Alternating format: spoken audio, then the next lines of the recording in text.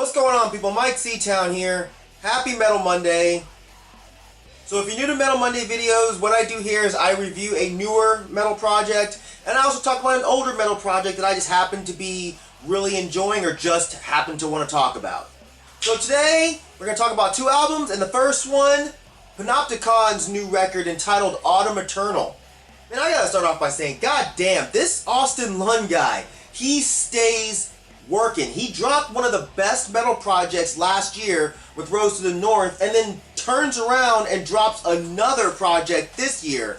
I wasn't sure what this was going to sound like because Austin Lunn is truly an artist that moves to his own beat. You know, he never really seems to want to imitate any other artist, and he never seems to be interested in repeating himself. So it's always cool to hear a new Panopticon record because I know I'm always going to get something fresh. So upon first listen, I could already say that I enjoyed this record more than Rose to the North. While Rose to the North was a fantastic record, this one seems to speak to me more. You know, and the weird thing is, you wouldn't expect that given the type of black metal that I like. You know, I tend to enjoy more of the darker side of the black metal spectrum. You know, I do like the atmospheric stuff as long as there's like a sinister edge to it. But for this record, for the most part, it doesn't really come off very dark to me. The album starts off with this great folky part that sounds like something that David Eugene Edwards would have put together back in the day. And rather than making it into like a simple intro, I like how they made it into a full song. Right before getting into the metal with Into the North Woods. And that song starts off with this great driving riff backed by those powerful thundering drums, and it progresses beautifully for the entire 6-minute span of the song, and it's immediately noticeable that this record is even less harsh than Rose to the North.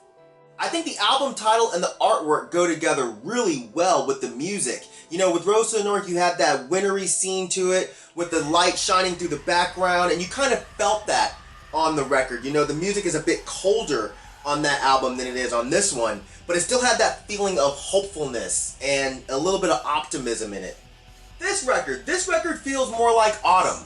You know, the breeze is there, the leaves are falling off the trees, but you still have that sun bringing you that heat on occasion, that warmth on occasion, and that's how this record feels to me. It's the perfect record to be walking through the mountains to or walking through the woods. Like, that's how it feels to me the entire way through.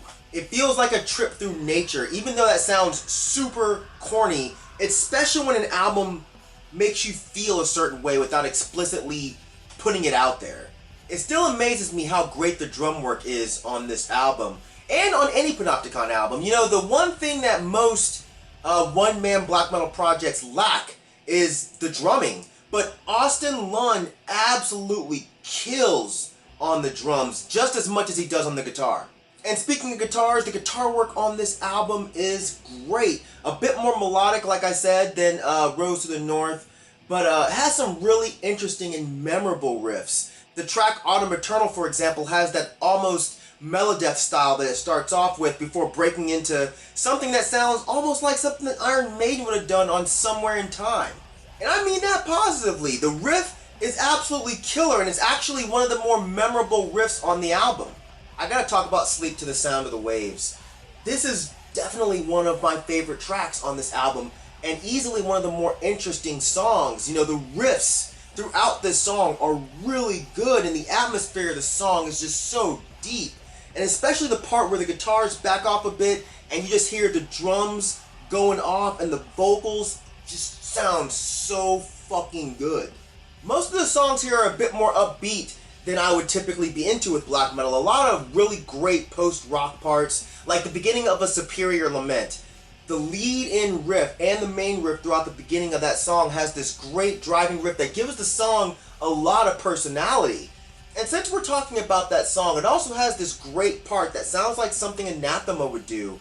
You know, these really well done clean vocals and this nice breezy guitar part. It sounds gorgeous.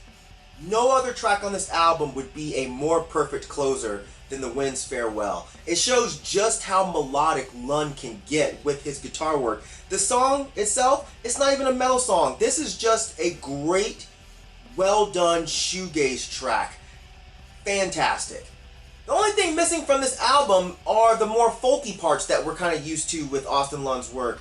The only folk music is the opening track, and that's Tamarik's gold returns. And I have to admit, I absolutely love the folk parts that Panopticon does, and I kind of wish there were more passages here similar to what was on Kentucky and on Roads to the North. Again, Lund doesn't seem to like to repeat himself, so I'm sure there's a specific reason as to why those parts were totally omitted.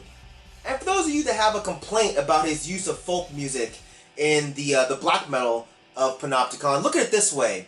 Since its inception, black metal has kind of represented the culture of the bands that are playing the music, and a lot of the Scandinavian bands have roots in the Viking culture, so they would use pieces of music that was most commonly used by those people. Well, if you look at it that way, Lund is doing the same thing here. He's using his music to represent his culture, and what represents him are the mountains of Kentucky, and I think it's rad that he chooses to put that part of his culture into his music with the more country style folk as opposed to the more European style folk. He'd rather his music properly represent him rather than a fake reinterpretation of someone else's sound and culture.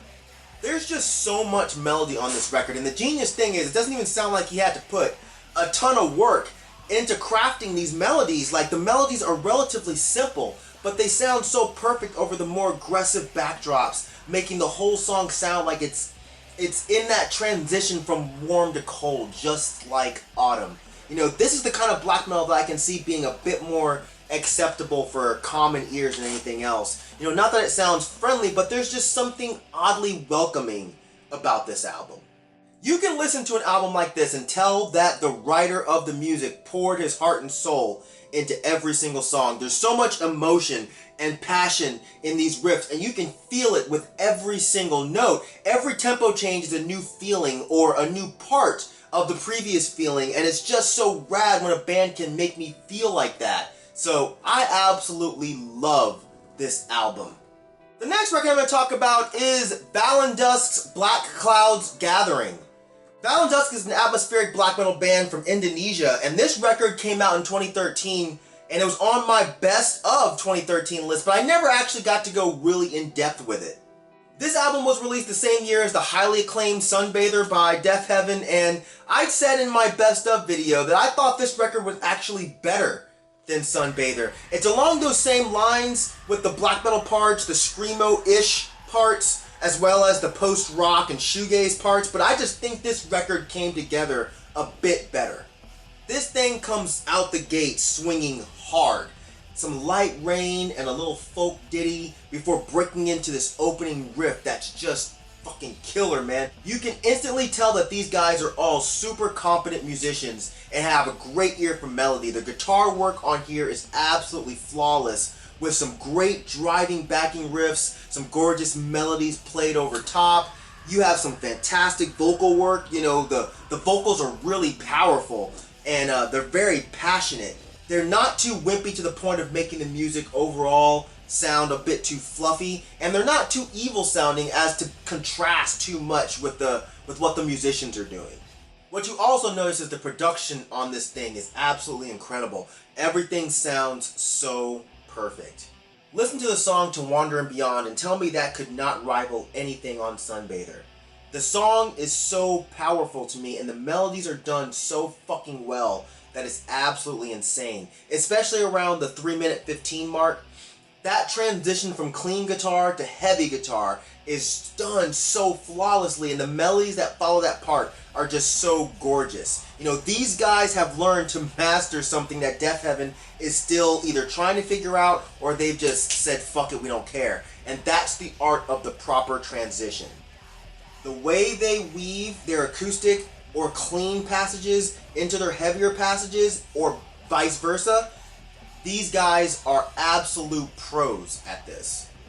Probably my favorite song on here, Into the Mist, has such a great opening riff. It reminds me of something that like Sonic Youth or even Sunny Day Real Estate would have done. And again, a perfect transition from hard metal part to beautiful clean part, and then back to the heavy part of the song, and it's done so well.